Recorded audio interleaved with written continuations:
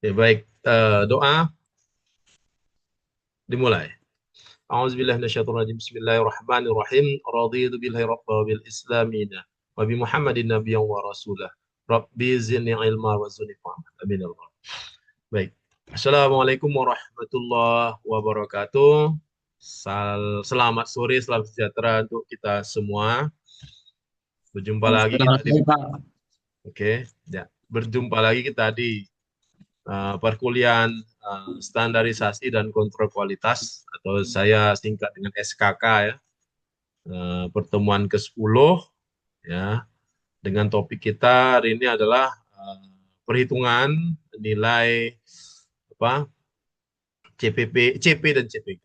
Minggu lalu kita udah bahas teori seputar dengan CP dan CPK ya. Apa itu CP? CP dan CPK adalah kapabilitas ya. Kapabilitas dari suatu proses yang bisa kita tentukan untuk menentukan proses tersebut sesuai dengan spesifikasi yang telah ditetapkan. Yaitu ada USL, ya, Upper Specification Limit, dan ada LCL, Lower Specification Limit. Nah, hari ini saya akan tunjukkan ke kalian bagaimana cara menghitung uh, CP dan CPK. Nah, sebelumnya kalian mesti tahu bahwasannya CP dan CPK ini sangat penting sekali di dalam eh, menentukan kontinuitas ya atau di dalam memastikan keberlanjutan kualitas mutu yang terbaik di dalam suatu industri atau proses industri. Nah, eh, sebelum saya lanjut, saya ingin sampaikan bahwasannya kita wajib bersyukur pada Tuhan Yang Maha Kuasa, ya, bahwasannya waktu kita pada perkuliahan kita yang ke-9 kemarin, ya, kita terhindar dari mara bahaya. Ya. Selain kita kuliahnya daring, juga tidak ada bencana ya pada saat itu ya. Namun kita patut turut berduka cita yang dalam, ya, bela sungkawa bagi keluarga-keluarga kita, saudara-saudara kita yang mengalami musibah ya bencana pada tanggal 25, 26, 27, dan 28 ya. Pada hari Rabu, Kamis, Jumat itu, di mana kita sama-sama mengetahui daerah Aceh dan Sumatera mengalami bencana apa namanya badai siklon tropis ya, tropis Senyar ya, namanya Senyar yang memporak-porandakan daerah kita ya, terutama itu daerah Aceh Tamiang, daerah Kuala Simpang dan sekitarnya ya, itu hancur ya. Saudara saya banyak di situ dan saya belum dapat konfirmasi dari mereka ya karena sampai sekarang masih putus. Tapi dari kawan saya yang di Langsa saya dapat konfirmasi dan sudah dapat foto. Ternyata emang rusak parah ya, rusak parah daerah tersebut. Nah, itu aja. Bagi kalian mungkin yang kena dampak langsung ya, saya hanya sampaikan semoga bisa bersabar ya dan tetap tabah menghadapi cobaan.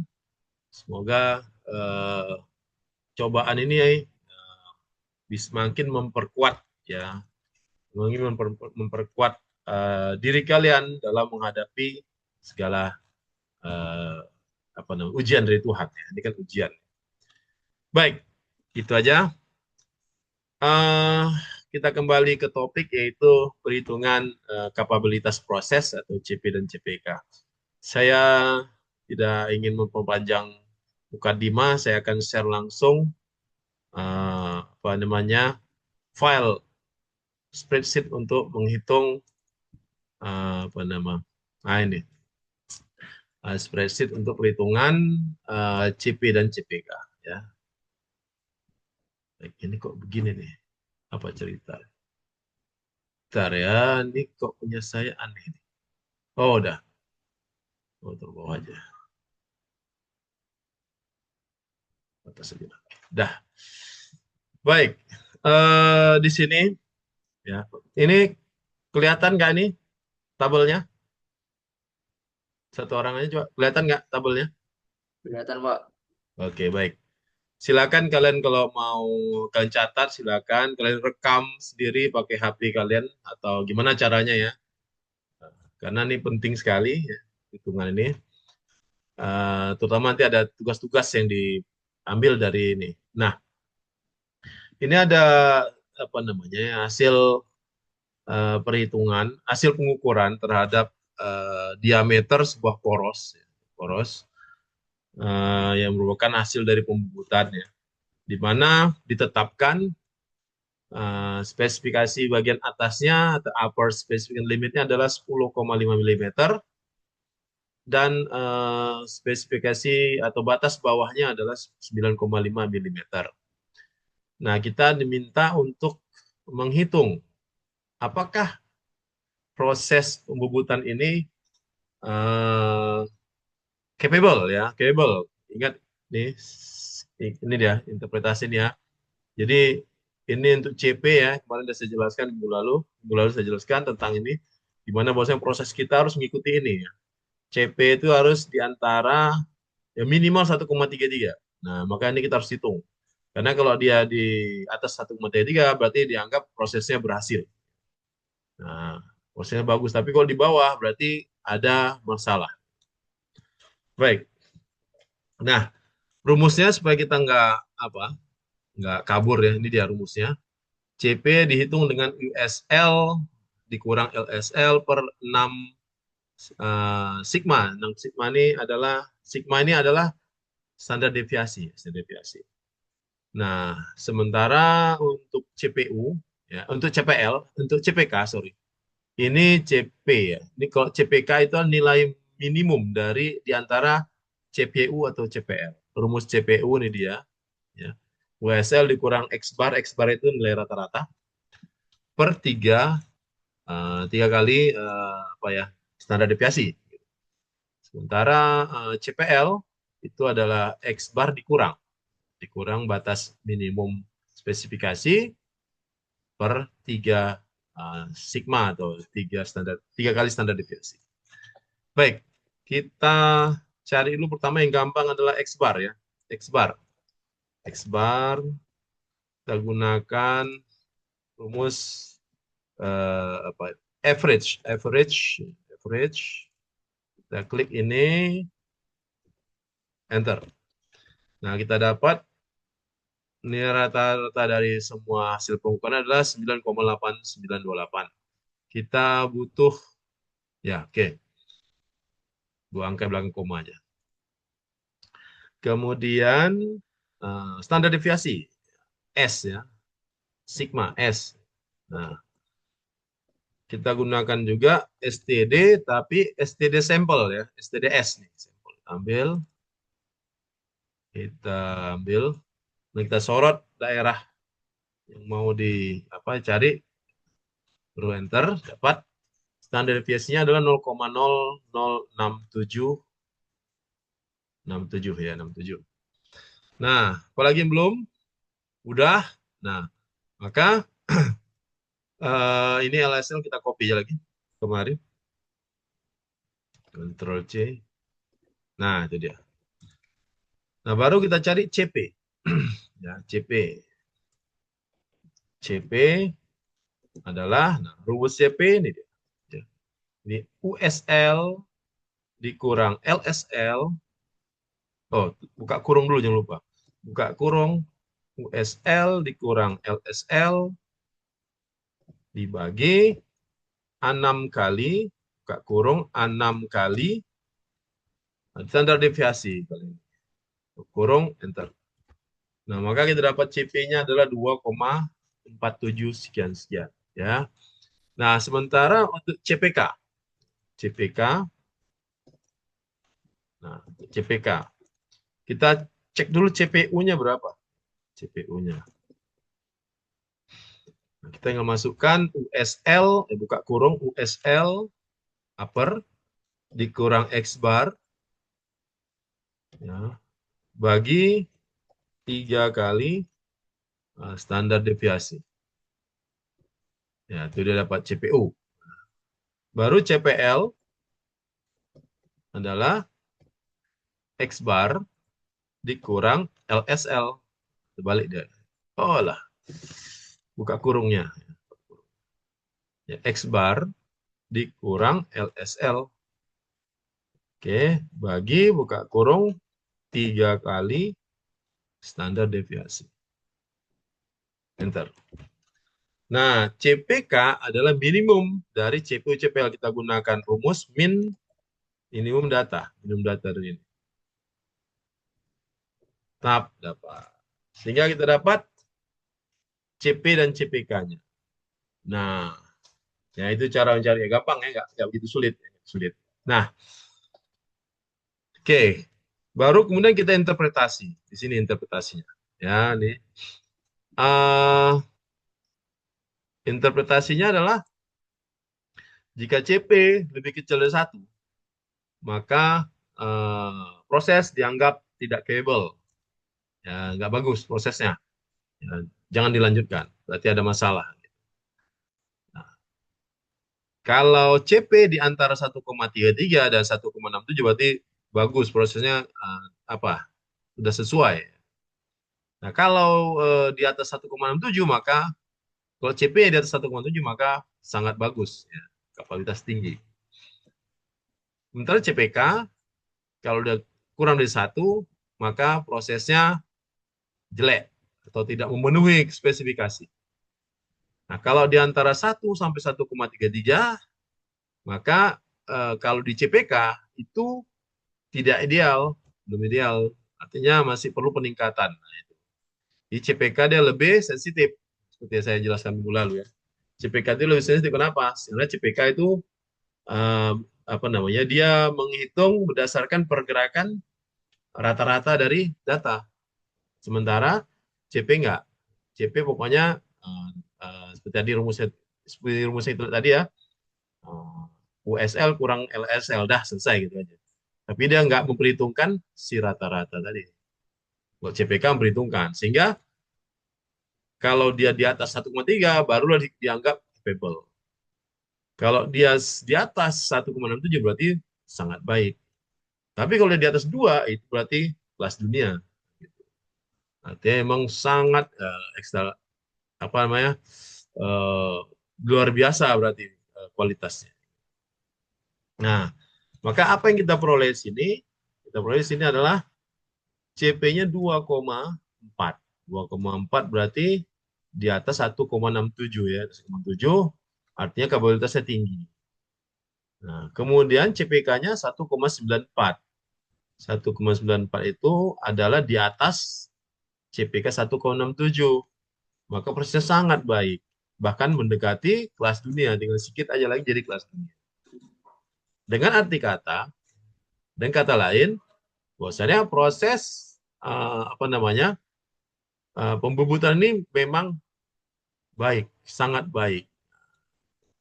Ya, jadi kita bisa kalian bisa buat interpretasi. Aduh, mohon maaf ya, ada sedikit apa ya, karena memang udah mendekati maghrib gitu. Jadi interpretasinya adalah bahwasanya proses pembubutan pembubutan pembubutan eh, sangat memenuhi memenuhi spesifikasi yang ditetapkan dan sangat baik. Proses pembuatan sangat baik dan memenuhi. Nah, ya, itu untuk kasus yang pertama. Nah, kasus yang kedua demikian juga. Nah, kasus yang kedua ini adalah proses pengukuran apa namanya? Proses pengukuran dosis kaporit di dalam pengolahan air bersih. Nah, ini kalian juga ngalami juga nih kalau yang orang produksi ya, orang manufaktur nih juga ngalami nih. Ya. Nah, dari proses ini diperoleh data diambil ya dari satu titik sampel, diambil 20 data, dengan ketentuan di perusahaan, bahwasannya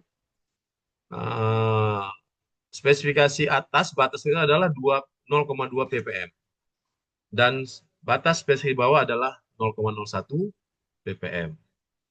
Nah, maka kita diminta untuk menghitung apakah proses pemberian dosisnya sudah memenuhi syarat nggak, memenuhi spesifikasi nggak, layak dilanjutkan nggak, gitu. Atau harus perlu dilakukan adjust ulang.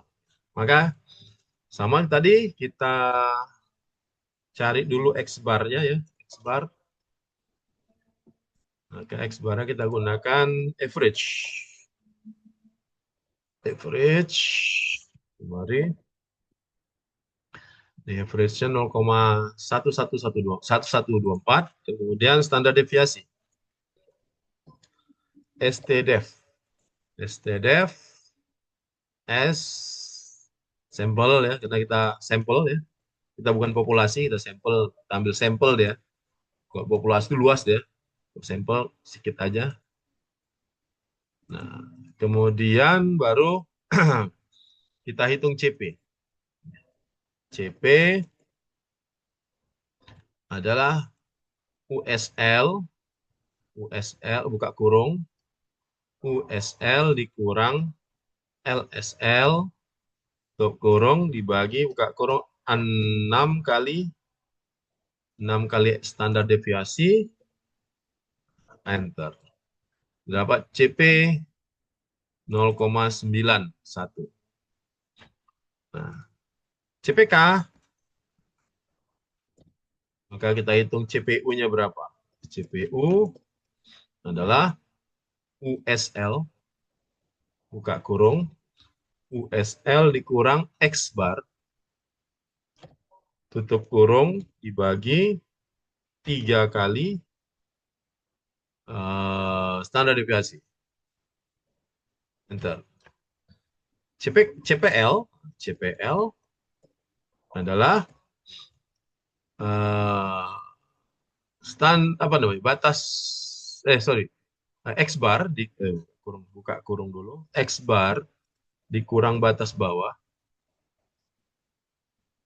ya, baru dibagi 3 kali sigma. Nah, baru kita tentukan CPK-nya dengan menggunakan rumus minus. Minimum dari data ini. Ada, yaitu 8,3 sekian-sekian. Nah, maka kita interpretasi.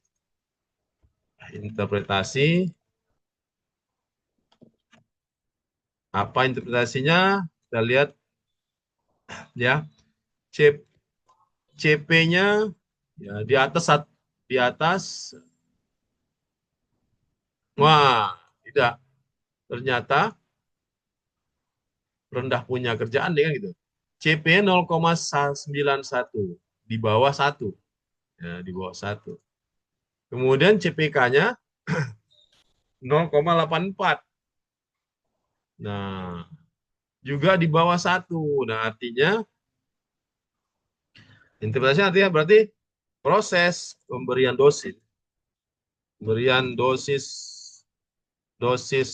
kaporit sudah tidak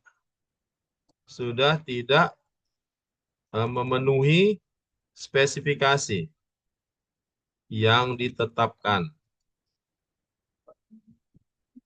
oleh perusahaan dan harus dikaji ulang. Nah, itu rekomendasi seperti itu. Kenapa? Karena kita dapat nih, ya, semua di bawah 1. CP dan CPK di bawah 1.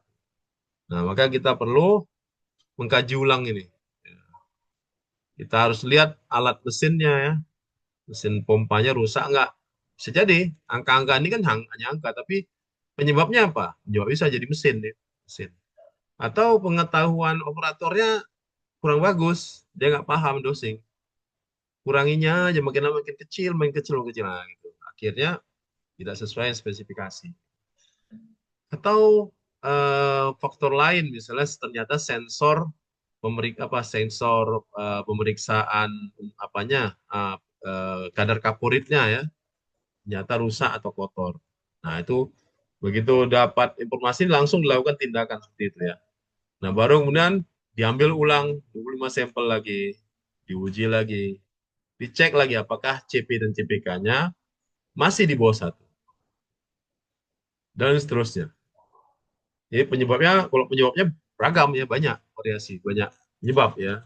Nggak bisa kita tentukan satu aja nggak. Nah, bisa aja juga pipanya bocor, bisa pipa bocor sehingga dosingnya nggak tepat, gitu, tepat dan sebagainya. Oke, ya semoga kalian bisa memahami apa yang saya sampaikan. Baik, yang selanjutnya yang ketiga ini adalah proses eh, quality control atau pengawasan mutu di apa namanya pabrik di apa namanya di pabrik pengecatan mobil ya. Nah, jadi setiap mobil yang dicat bodinya maka akan diukur tebal dari cat tersebut dengan nah ini dia ada batas ketentuan dari perusahaan yaitu di antara 40 mikrometer di bawah mili lagi ya dan 60 mikrometer. Jadi sangat tipis ya, sangat kecil, sangat ya halus. Nanti ada alatnya emang, ada alat saya, ya kan. Nah kita diminta untuk memastikan ini proses pengecatannya udah sesuai atau enggak. Apakah sudah bagus sehingga dilanjutkan, apakah perlu dikoreksi ulang. Baik, yang pertama seperti biasa kita cek dulu X bar-nya. X bar kita gunakan persamaan average, kita ambil ini, ternyata kita dapat average-nya adalah mikrometer. Kita copy aja lah. Mikrometer. Kemudian standar deviasinya. Standar deviasinya ya standar deviasi. Waalaikumsalam. Standar deviasinya kita gunakan STDEV-S sampel. Nah, kita dapat standar deviasinya adalah 2,86 mikrometer. Nah, baru sekarang kita hitung CP-nya. CP dengan rumus itu. Ya, buka kurung USL dikurang LSL tutup kurung dibagi 6 kali sik kali standar deviasi.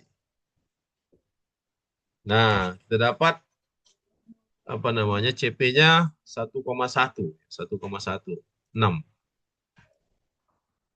1,17. Karena kita apa tadi standarnya adalah 1,33 ya. Oh, ini 1,1. Oke. Kemudian CPK. Nah, kita hitung dulu CPU. CPU-nya dengan rumus USL dikurang X bar tutup kurung bagi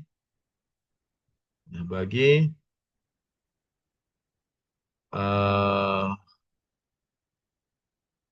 kurung 3 kali standar deviasi, 3 kali sigma.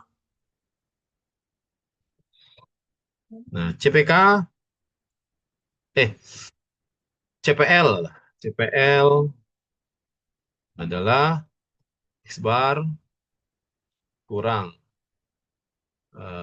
LSL dibagi 3 kali sigma. Itu standar deviasi. Nah, baru kita ambil minimum. Ini. Nah, wah, oke. Kita dapat dia CP 1,1. Kita lihat interpretasinya. Ya, 1,1 masih kalau di CP berarti prosesnya masih capable. Nah, tetapi ketika di CPK ternyata di bawah 1, 0,19. Nah, interpretasinya berarti prosesnya tidak memenuhi spesifikasi yang ditentukan. Artinya, nah, apa keputusannya? Ya, interpretasi. Artinya perlu proses pengecatan harus dihentikan. Nah, bisa nih harus dihentikan sebab berdasarkan perhitungan kapabilitas proses sudah tidak memenuhi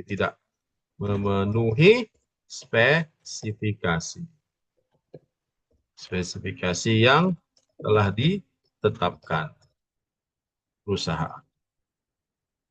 Nah, stop pengecitan, cek lagi alatnya, ya, cek lagi bahannya, mungkin bahan bakunya bisa bahan dasarnya berbeda, mungkin ya partikelnya itu kadang-kadang partikelnya mempengaruhi ya, karena ada beberapa jenis cat yang partikelnya halus, ada yang kasar ya, sehingga baru dicat langsung ketebalan gitu bisa jadi, atau terlalu halus bisa juga. Ya, kemudian diperiksa lagi alatnya, apakah apa namanya nozzle-nya ya, apakah nozzle-nya masih bagus atau sudah aus ya. Nah, kemudian diperiksa juga apa namanya kondisi lingkungannya ya, lingkungan. Nah, atau kalau apa namanya eh, dicek juga skill dari apa kalau skill dari operatornya kalau pakai manusia. Nah, kalau pakai mesin, ya, pakai CNC, cek dulu berarti mekanismenya. Kadang-kadang ada satu bagian yang tercet, ya, ada satu bagian yang nggak kecet, mungkin masalah program atau ada apa namanya kemacetan di mekanismenya dan segala macam. Dicek semua, dicek ulang semua, ya kan? Kalau perlu dibongkar, ada masalah apa? Nah, kemudian baru setelah diperbaiki, baru bisa dilakukan pengujian lagi, ya, pengecetan lagi, ambil sampel lagi, uji lagi, uji kapabilitas prosesnya, nah, baru diperoleh hasilnya. Nah, itu ya. Jadi di dalam proses, dalam kalian menghasilkan produk, kalian bisa menguji sendiri sebenarnya. Apakah yang kalian lakukan ini telah sesuai dengan spesifikasi yang ditetapkan atau malah melenceng. Baik, itu aja. Sampai sini ada pertanyaan dari kalian? Silakan. Ada pertanyaan sehubungan dengan kuliah kita hari ini? Ya. Oke, nanti videonya akan saya share di grup, tapi tolonglah dilihat ya, di view. Saya lihat kemarin satu orang view. Ya mungkin karena banjir, nggak tahu juga saya kan. Nah, ya, kali ini kan ini dah tenang. Jadi dilihat di view, kasih like lah, kasih like. Yang belum subscribe, subscribe lah. Nah, di like aja ya like. Nah, jangan unlike ya, jangan.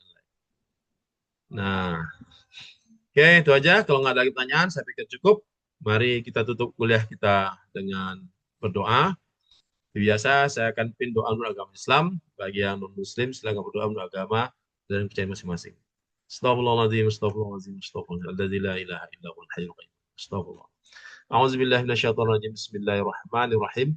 Subhanakallahumma wa bihamdika asyhadu an la ilaha illa anta astaghfiruka wa atubu ilaik. Amin ya rabbal.